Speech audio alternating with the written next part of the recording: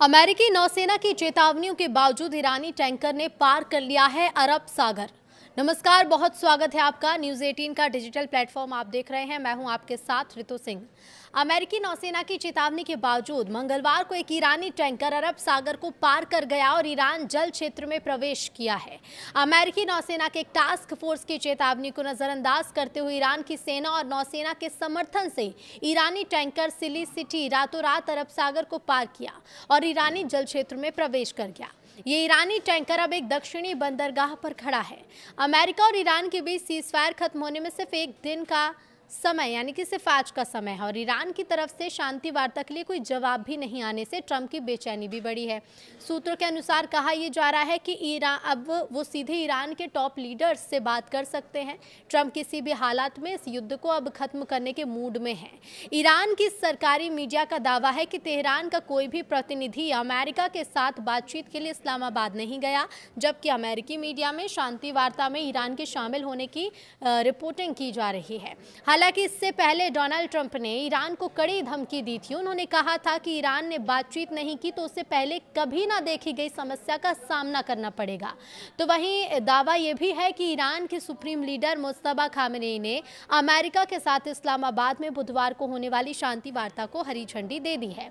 हालांकि अभी तक ईरान और अमेरिका के बीच दूसरे दौर की बातचीत तय नहीं की जा सकी है। इस बीच अमेरिका के राष्ट्रपति डोनाल्ड ट्रंप ने दावा किया कि ईरान समझौता संयुक्त व्यापक कार्य योजना से कहीं बेहतर होगा, जबकि ईरान की ओर से संसद के अध्यक्ष एमबी गालिबाफ ने कहा कि धमकी और वार्ता एक साथ नहीं चल सकते। इस बीच ट्रंप की ओर से यह दावा किया गया कि उपराष्ट्रपति जेडी वेंस, जरेड कुशनर और विशेष दूत स्टीव विटकॉफ समेत उच्च स्तरीय अमेरिकी वार्ता टीम पाकिस्तान पहुंच रही है ताकि ईरानी नेतृत्व के साथ महत्वपूर्ण बातचीत शुरू हो सके।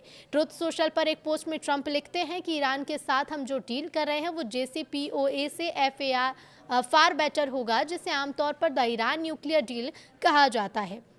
इधर इजरायली सेना का ये कहना है कि हिजबुल्लाह ने सीज फायर के बावजूद सैनिकों पर रॉकेट दागे हैं।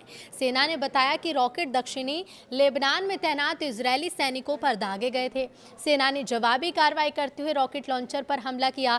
सेना ने कहा कि उसने लेबनान से भेजे गए एक ड्रोन को भी इजरायली सीमा में प्रवेश करने से पहले ही रोका है। यूरोपीय यूनियन की विदेश नीति प्रमुख काजा कल्लास ने कहा कि यूके के देश ईरान के खिलाफ प्रतिबंध का दायरा बढ़ाने पर सहमत हो गए हैं ताकि उन देशों को भी इसमें शामिल किया जा सके जो हॉर्मुज जल डमरू मध्य को अवरुद्ध करने को जिम्मेदार हैं। बताया गया कि उन्होंने बैठक के दौरान विदेश मंत्रियों से मध्य पूर्व में EU के नौसैनिक मिशन को और मजबूत करने का आग्रह किया। ये मिशन वर्तमान में लाल सागर में यमन के हूती समूह के हमलों से जहाजों की सुरक्षा कर रहा है। ईरान के विदेश मंत्रालय प्रवक्ता इस्माइल बगाई ने ईरानी नागरिकों की गिरफ्तारी की निंदा की। ये निंदा UAE की स्टेट सिक्योरिटी सर्विस के उस बयान के एक दिन बाद आई जिसमें उसने कहा था कि उसने ईरान से जुड़े एक ऐसे समूह को खत्म कर दिया जिस पर सुनियोजित आतंकी और तोड़फोड़ की घटना की साजिश रचने का आरोप था। पाकिस्तान के विदेश मंत्रालय ने भी एक बयान में कहा कि पाकिस्तान ने अमेरिका और ईरान दोनों से अपने 2 सप्ताह के संघर्ष विराम को बढ़ाने का आग्रह किया है। बयान में कहा गया कि पाकिस्तान में अमेरिकी चार्ज जी अफेयर्स नेटली बेकर के साथ एक बैठक में विदेश मंत्री ने अमेरिका और ईरान के बीच बातचीत की जरूरत पर जोर दिया। कहा कि पाकिस्तान ने दोनों पक्षों से संघर्ष विराम को बढ़ाने के विचार करने का आग्रह किया।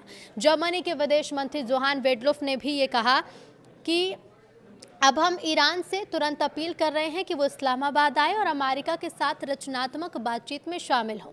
बेटफुल लग्जमबर्ग में यूरोपीय संघ के विदेश मंत्रियों की बैठक से इतर उन्होंने ये बात कही है और ये बताया है कि अमेरिका के उपराष्ट्रपति जेडी वेंस पाकिस्तान जाने के लिए तैयार हैं और ईरान को अब अपने लोगों के हित में इस बढ़े हुए हाथ को थाम लेना चाहिए।